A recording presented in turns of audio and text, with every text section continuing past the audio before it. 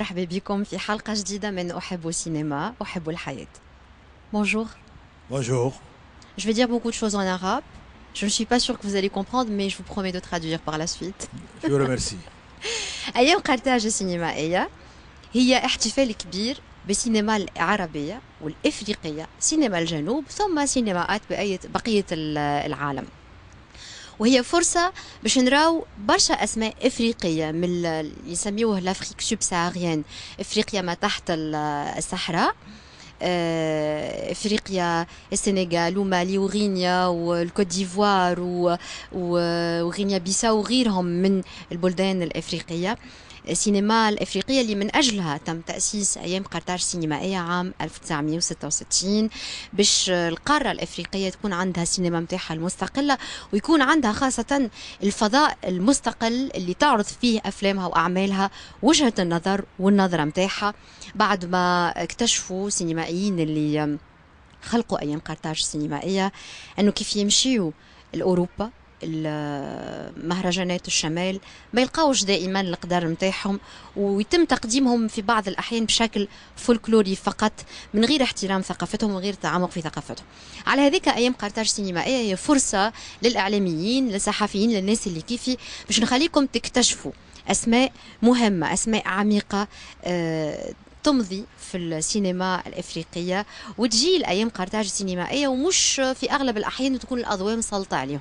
أغلب الأحيان الإعلام يسلط الأضواء متاعه على ما يسمى بالستار، النجوم. على كل حال ضيفنا اليوم هو شيخ عمر سيسوكو من مالي، وهو حاليا الكاتب العام للجامعة الإفريقية للسينمائيين لا فيدراسيون بان أفريكان دي سينياست.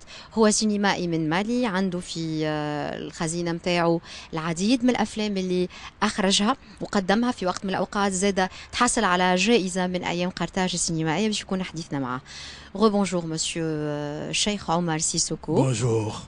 Alors je venais de dire que vous êtes le secrétaire général de la Fédération panafricaine des cinéastes, que vous êtes un cinéaste du Mali, vous avez réalisé plein de films, vous n'avez pas joué de rôle jusque-là, on va dire pourquoi, durant l'interview, et qu'à un certain moment vous avez gagné le Tani de bronze dans la session de 86 des JCC, c'est ça?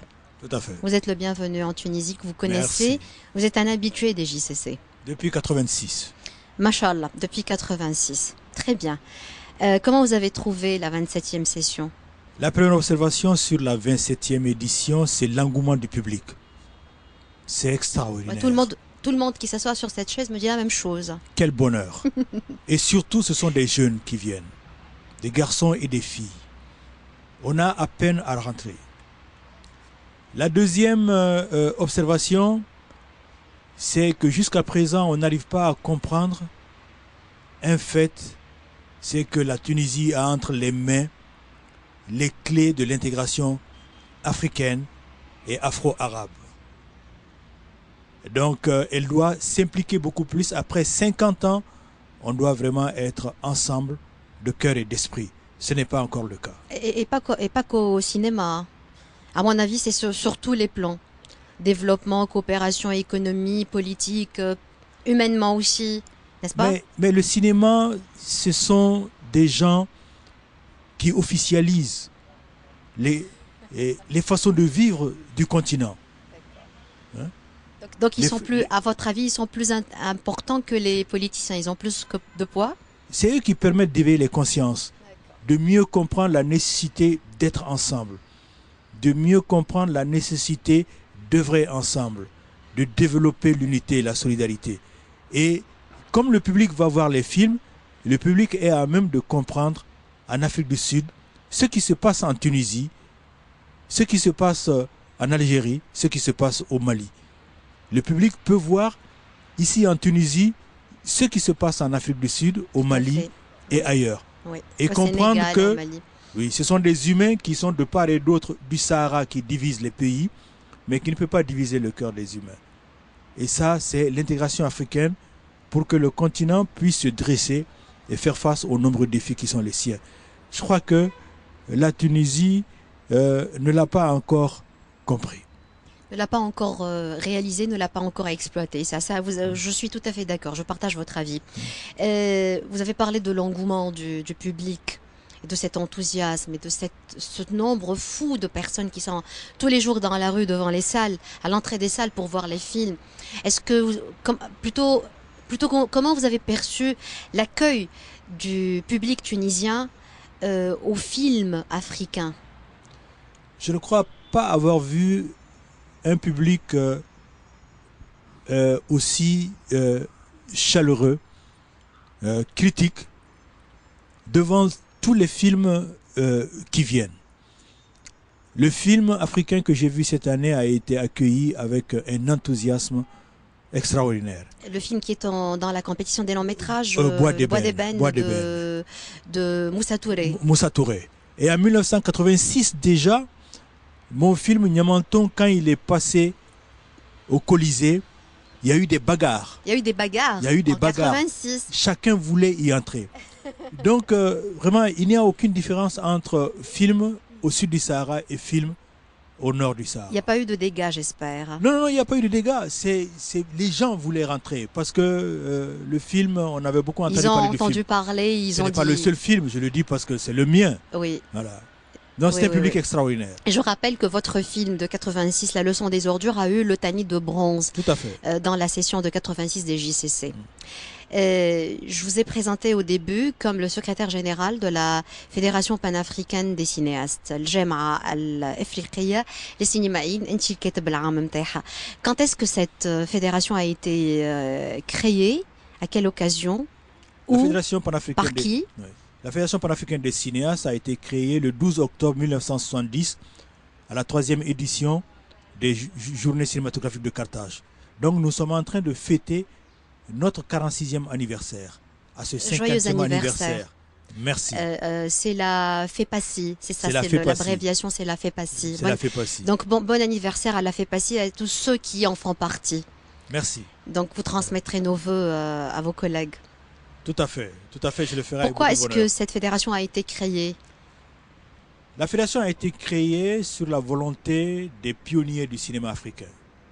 Sembène Ousmane, Tahar Chiria, Brahim Babaye, Chikli, Ababakar Samb, Paulin Soumanou Vieira, qui s'étaient déjà rencontrés en 1966 à Dakar et ensuite en 1969 à Alger, où ils avaient déjà annoncé la création d'une fédération ou d'une union.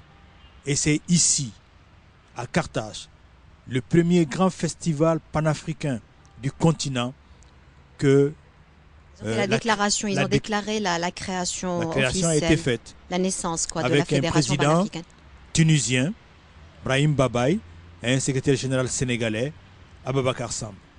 Donc tous ces gens-là étaient réunis réellement, physiquement, c'est-à-dire Ousmane Sambane, Tahar Chiria, etc. Ils étaient réellement réunis ici à Tunis et ils ont déclaré la création de cette fédération. Tout à fait, bien sûr. Oui, mais vous ne m'avez pas expliqué le pourquoi de la chose, parce qu'il y avait déjà, les JCC, donc il y avait déjà, comment dire, un tremplin, un lieu de rencontre, un lieu de promotion de la création cinématographique africaine, panafricaine et panarabe. Pourquoi vous avez pensé à créer une fédération? C'était peu? Les journées cinématographiques de Carthage étaient une exigence de ces pionniers, de Tahar Chiria et d'autres, pour assurer une rencontre entre notre cinéma et son public. Et puis répondre un peu au rejet, à l'absence de nos films dans l'univers des images. Les cinéastes ont compris par ailleurs qu'il faut créer une solidarité pour mieux organiser la production cinématographique africaine, la distribution des films africains et défendre leurs intérêts. C'est pour cela que, donc après plusieurs rencontres, Tunis a été choisi pour la création du festival. Je vais revenir à la 27e édition à l'occasion de laquelle vous êtes à Tunis. Est-ce que vous avez réussi, malgré la grande foule devant les salles, à voir au moins quelques films de cette édition dans la compétition ou ailleurs, ou hors compétition? Je n'ai malheureusement vu que 2 films de long métrage en compétition. Des films du cinquantenaire, j'en ai vu. qui ont été superbement, les films du cinquantenaire qui ont été superbement organisés par les JCC et notre ami Mohamed Chalouf. Mohamed Chalouf, Voilà. que nous saluons spécialement parce que c'est lui qui a tenu à l'organisation du colloque et c'est lui qui a choisi, je crois, les 50 films du 50e Oui, tout à fait. des JCC. Donc, On va commencer par les films du 50e. Vous avez vu, quels films vous avez vu? Des films restaurés, je pense. j'ai vu, il y a très peu de films restaurés, hein, mais il y a encore des films qui sont assez bons. J'ai vu La Noire 2 qui a été restaurée, De Ousmane de Sambé. Sembène Ousmane. J'ai vu Munamoto, Nyamanton, Ndolé. Hein. Enfin, j'en ai vu pas mal, hein, beaucoup plus parce que là, il y avait pas, on se bousculait pas. Exactement. Hein. Voilà, on se bousculait pas. Alors donc, non, et ça a été un bonheur de voir ces films-là. C'est J'ai toujours un vu, bonheur de voir des films. Le Prix du Pardon du Sénégalais Mansour Sourawad et beaucoup d'autres films. Beaucoup d'autres films. Oui. Et les films des compétitions, vous avez vu de longs métrages. De Vous longs pouvez nous métrages. dire lesquels et comment vous les avez trouvés au fait? J'ai vu Clash, qui est magnifique, Le film égyptien hein, et Boîte d'ébène de Moussa de Touré. Moussa Touré. Et je trouve que il a énormément progressé parce que la pirogue qui a gagné les talons ici, je pense que son nouveau film est au-dessus de la pirogue. D'accord. Sur le plan technique, artistique. Pour vous faire plaisir et faire plaisir à nos téléspectateurs, on va diffuser tout de suite la bande d'annonce du film de Moussa Touré, Le Bois d'ébène, Très bien. que vous avez aimé. Oui, beaucoup. D'accord, on va partager ce bonheur avec vous.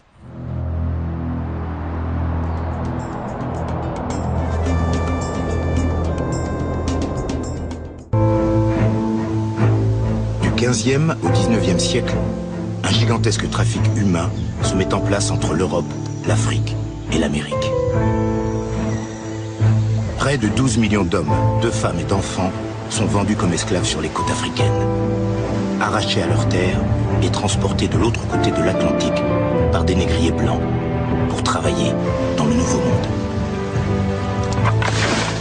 Ce commerce prend de l'ampleur pendant un siècle et demi et résiste à plusieurs tentatives d'interdiction.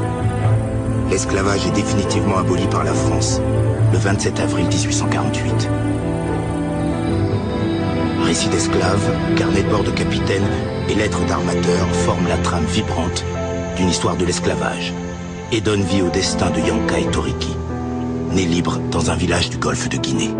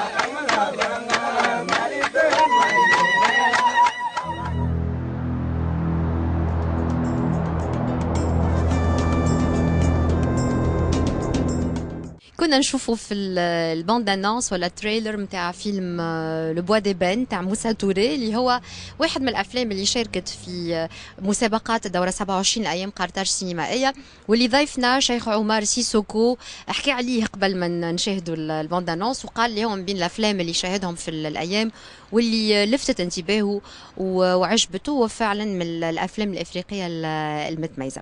ذكركم اللي ضيفنا شيخ عمر سيسوكو من مالي، هو سينمائي من مالي، عنده أخرج العديد من الأفلام وهو الكاتب العام للفيدرالية الإفريقية للسينمائيين لا فيدراسيون بان أفريكان دي سينياست. On va revenir au cinéma, c'est sûr, et on va parler un peu de comment vous voyez l'avenir, disons, de la production cinématographique africaine et de sa visibilité à l'échelle internationale. Est-ce que les cinéastes africains, les films africains commencent à, je ne veux pas dire à arracher, mais à gagner peu à peu leur place dans le paysage cinématographique international? Ce n'est absolument pas le cas. On peut même dire qu'il y a une absence tragique de nos images dans l'univers des images. Donc, qu'est-ce qu'il faut répondre à tout cela? Il faut que nous arrivions à distribuer nos films sur le continent. Le continent va avoir bientôt 1 milliard d'habitants. Les cinéastes doivent pouvoir s'organiser pour mieux produire et mieux occuper les salles. Les salles sont en train donc de diminuer. En Tunisie, ici, je crois qu'il y a plus ou moins 16 salles de cinéma. Bah c'est vrai, nous avons perdu beaucoup de salles de cinéma en Tunisie, c'est vrai. Hein? En Égypte, encore, il y en a 450 écrans. Au Maroc, il y a autour de 56 écrans. Au Mali, il n'y a pas plus de 7 salles. 7 salles dans tout le Mali. Pourtant, c'est un grand pays, le Mali. 7 écrans. Oui, mais les salles ont été fermées. En 1979-80, avec les programmes d'ajustement structurel du Fonds monétaire international et de la Banque mondiale, les secteurs privés ont été privatisés. Et les salles de cinéma ont été vendues. C'est là où les salles ont été fermées. Dans une grande ville comme Dakar, il n'y avait pas une seule salle de cinéma l'année dernière. C'est cette année qu'il y a maintenant une salle de cinéma. Dans une grande ville comme Dakar. À Abidjan, c'était la même chose. C'est depuis l'année dernière qu'il y a 3 salles de cinéma. Les salles ont été fermées. Donc il faut que nous travaillions à faire revenir les salles de cinéma. Mais je voudrais m'arrêter un tout petit peu là-dessus. Mais sous quel prétexte les salles de cinéma ont été fermées? Sous prétexte que le public n'y vient plus et que les propriétaires sont en train de perdre de l'argent, donc ils ferment, sont Absolument en train de faire faillite. C'est quoi la raison? Le programme d'ajustement structurel du Fonds monétaire international et de la Banque mondiale. La Banque mondiale et le Fonds monétaire international. اسمعوا الآثار نتاع التعامل مع البنك الدولي ومع الصندوق الدولي للنقد نتيجة أنه سالات السينما مثلا تتسكر والثقافة تتقتل. Je vous prie, allez-y. Leur politique exigeait que le secteur privé soit vendu. Les salles de cinéma ont appartenu au pays. À leur indépendance, les pays ont nationalisé les salles de cinéma. Depuis 70... Tout à fait. Donc, après les indépendances, la série d'indépendance des pays africains, les salles de cinéma sont devenues la propriété publique, la propriété de l'État. Oui, tout à fait. Ils les ont nationalisées. Dans les années 80, les salles ont été vendues dans la plupart des pays. Il y a des pays qui n'ont pas accepté.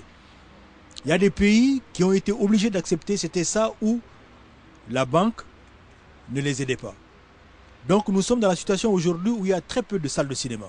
Sinon, les salles de cinéma étaient rentables.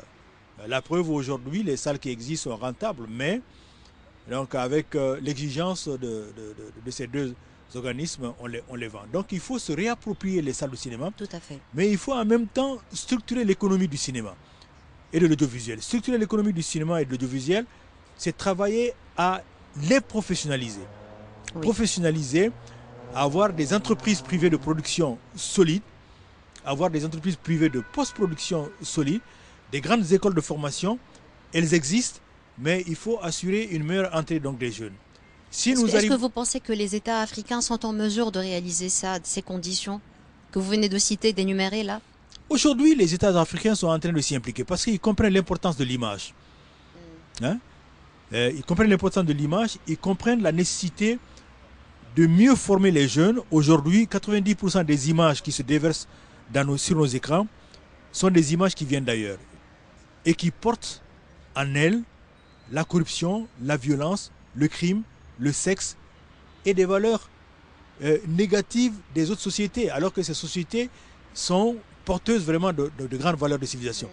Nos jeunes sont formés autour de cela et ils n'arrivent pas donc à comprendre les phénomènes qui déterminent l'évolution de nos sociétés et donc à construire leur devenir et à préparer l'avenir et à s'impliquer dans la préparation de nos pays. Et c'est ça la gravité. Les États le comprennent aujourd'hui Oui. et commencent donc à ouvrir des guichets de financement de nos productions. Donc à changer leur politique et à, Ah oui. et à créer un nouveau modèle économique pour repenser le cinéma et pour reproduire le cinéma. Oui. Justement, je voudrais rebondir sur ça. Vous savez, ce n'est pas un secret que les pensées extrémistes sanguinaires sont en train de monter en Afrique, un peu partout dans le monde, mais en Afrique justement. Vous voyez ce qui se passe au Niger, au Mali, le Boko Haram, enfin bref, je ne vais pas m'attarder là-dessus. Est-ce que vous pensez que la régression du cinéma, entre autres, a contribué justement à la montée de ces esprits obscurantistes et à cette pensée extrémiste qui vante la tuerie, le sang, l'anéantissement de l'autre, l'interdiction des langues étrangères, de la culture étrangère, des couleurs, des habits libérés, etc. Mais j'en suis convaincu. Et ça, les terroristes l'ont compris. C'est pour ça qu'ils développent donc un système de communication extraordinaire pour enfumer l'esprit des jeunes et arriver à les recruter. Ils ont compris l'importance de l'image. Donc, ils ont réhabilité l'image. Absolument. Effectivement, ils ont leur propre cinéma hollywoodienne. Et oui. Alors, il ne faut pas oublier cette scène sur la plage à Benghazi, je crois que c'était en Libye, où les victimes étaient alignées les unes à côté des autres en uniforme orangé et les terroristes étaient derrière eux, ils les ont exécutés. C'était filmé avec une Luma qui est peut-être 1000 fois plus performante, plus évoluée que celle avec laquelle nous travaillons, avec des moyens hollywoodiens inimaginables. Mais non? ils utilisent surtout aujourd'hui la paupérisation extrême des populations des pays du Sud. Et leur montrent donc que cela peut changer. Cela peut changer et ils utilisent le fait que les gens ne connaissent pas l'islam. Donc ils transvestissent donc, le fondement de l'islam, qui est tolérance, qui est amour. Mais ils arrivent donc à amener les gens pour changer leur situation de paupérisation, de pauvreté extrême, Pauvreté, oui. et leur dire, les responsables c'est eux. Donc il faut les attaquer, il faut les anéantir. Et c'est dans cette situation qu'on se trouve. L'Allemagne nazie a utilisé l'image pour endormir les Allemands et arriver donc à les mobiliser pour nous amener à cette catastrophe humaine. Aujourd'hui, nous sommes dans la même catastrophe humaine parce que l'image est utilisée. Et je sais qu'ici, en Tunisie, il y a un volet terrorisme pour pousser les gens à faire des images pour mieux faire comprendre que le terrorisme est une tragédie pour l'humanité. L'humanité tout entière, justement, parce que ça ne se passe pas que chez nous, même si les actes terroristes, les attentats se passent chez nous, il y a des séquelles qu'on voit ailleurs dans d'autres pays aussi. Est-ce que les cinéastes africains ont compris cela et sont en train de militer contre cela à travers leurs films, à travers les messages qu'ils passent dans leurs films, à travers leurs images, à travers les sujets qu'ils choisissent. Moi, tout en vous posant la question, là, j'ai entre les yeux Timbuktu de Sissako. Oui, mais je pense qu'il n'y a pas que ce film, c'est vrai, vous avez raison. Il n'y a pas que Timbuktu, il y a beaucoup de films documentaires qui ont été faits. Il y a une jeune Sénégalaise qui présente un film sur la volonté des jeunes de changer le monde. Parce que la grande question, c'est cette mobilisation, cette intégration donc, des jeunes. C'est pour ça que je parle du festival panafricain, des JCC. Oui. Je parlerai de Ouagadougou aussi. C'est un lieu où les jeunes se rencontrent. C'est pour ça que je dis, la Tunisie a en main les clés de l'intégration africaine. Si ces jeunes se comprennent, ils peuvent se mobiliser facilement contre toute tentative de déstabilisation de nos pays. Oui, il y a beaucoup de jeunes qui s'investissent aujourd'hui dans la production donc, des films. Et le numérique participe de cela, parce que le numérique va participer donc, au rayonnement du cinéma tout à fait. Africain si nous nous préparons vraiment à le maîtriser. D'accord. De toutes les manières, le cinéma africain a toujours été un cinéma de militantisme. Il a toujours porté dans le cœur et sur le cœur les problèmes et les malheurs de l'humanité, les soucis de l'humanité, de l'être humain africain. On va voir un petit extrait de votre film La leçon d'ordure, qui a été justement projeté à l'occasion du 50e, du cinquantenaire des JCC, qui était parmi les films sélectionnés pour les films du 50e. Et on va revenir, on va voir un petit extrait et revenir faire le commentaire et parler un peu de votre filmographie, de votre carrière.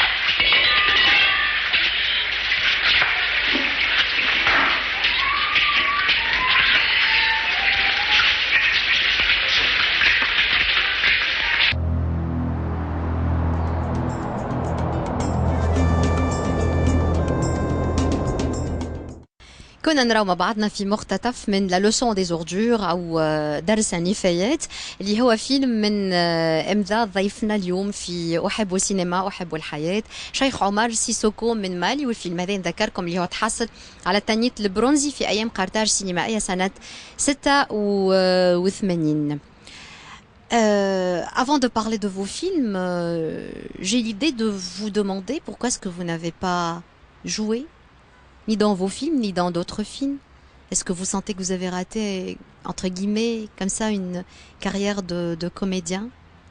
Non, j'avais fait le choix d'être plutôt derrière la caméra, même si on m'a beaucoup sollicité pour être devant la caméra. Et c'est pas n'importe qui vous a sollicité, n'est-ce pas? Non, mais il y a quelqu'un que je respecte beaucoup, c'est Ben Ousmane, qui m'a sollicité pour Samori. Mais quand j'ai fait le casting avec lui pendant une journée à Dakar, il m'avait invité. Oui. À la fin, il m'a dit, bon, je t'interdis de jouer dans... Je te prends pour mon film, mais tu es interdit de jouer dans d'autres films, c'est ça? Jusqu'à ce que mon film soit fait. Et le film n'a jamais été fait. Malheureusement. Malheureusement. Malheureusement. Il a fait... C'était un grand film que tout le monde attend d'ailleurs encore aujourd'hui. Eh oui, eh oui. Bah, espérons qu'un jour ou l'autre, on pourra vous voir. Je sens que vous avez envie quand même de jouer. Non, maintenant, à mon âge, non. Mais parce que Samori Touré était dans la quarantaine quand il luttait contre l'invasion colonialiste. Oui, c'est un militant. Est-ce que vous pouvez nous donner une petite idée sur Samouré, justement? Qui est Samouré? Samori Touré a été un grand guerrier dans le 19e siècle qui... son amour de la justice, son aversion de l'injustice, de l'esclavage. Il était sénégalais? Non, il était guinéen. Il est guinéen. Il est guinéen. Son aversion donc de l'injustice et de l'esclavage l'a poussé vraiment vers les armes. Et il a fini par constituer un empire, l'empire du Wassoulou, pour s'opposer à l'esclavage, pour s'opposer à l'injustice, mais en même temps pour s'opposer à l'invasion colonialiste qui commençait à cette époque-là. Donc c'était une lutte contre la colonisation et une lutte pour la libération nationale, pour l'indépendance. Ah, tout à fait. Et il a essayé d'unir les forces qui luttaient aussi, mais les Français sont arrivés à les diviser. Il a été arrêté et déporté au Gabon. Le personnage est très tentant, donc ça aurait été quelque chose d'extraordinaire si vous auriez joué le rôle. Oui. C'est une figure emblématique de l'Afrique précoloniale. Tout à fait. Je vais revenir à votre carrière cinématographique, Monsieur Cheikh Omar Sissoko. Quand est-ce que vous avez commencé à faire des films?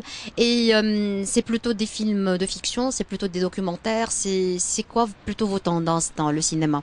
J'ai commencé à faire des films documentaires. En 1982, j'ai commencé à faire des films documentaires. Mais j'ai vu que ces films documentaires n'étaient vus nulle part.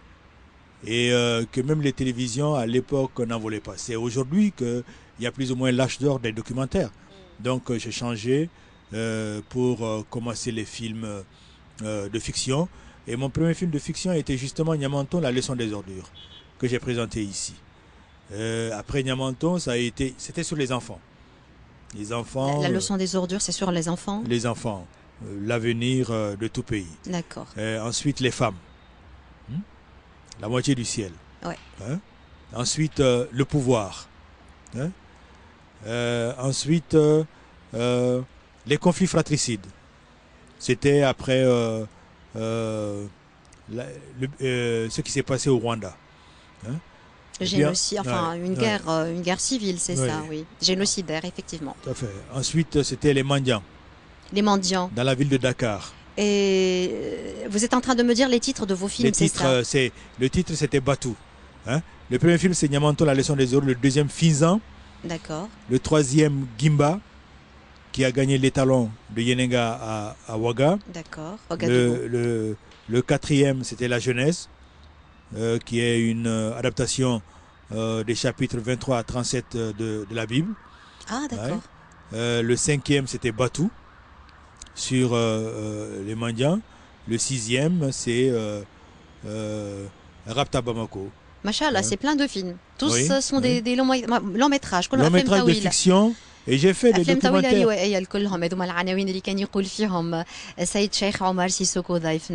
Je continue à faire des documentaires aussi. Oui.